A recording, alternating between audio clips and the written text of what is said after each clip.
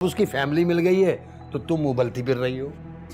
अरे आप समझ क्यों नहीं रहे, ये बड़ा नाजुक मामला है।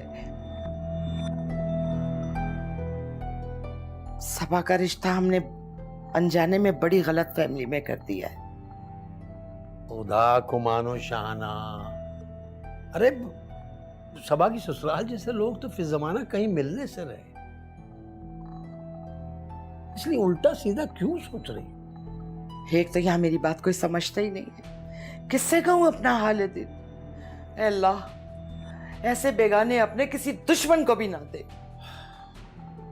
देखो शाहना, इस वक्त मैं 2 दिन की थकावट का शिकार हूं। हैं? ये जो कारोबारी मामलात है ना, ये इंसान को निचोड़ लेते हैं।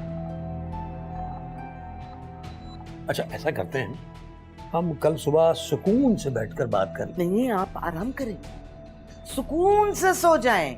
ये सोचने वाला काम मैं कर लेती हूँ, क्योंकि आपसे बात करके मगज तो वैसे ही आधा फारिग हो जाता है और नतीजा क्या निकलता है? 0/0। क्या तूफान लाएगी अभी ये, अल्लाह रहम कर।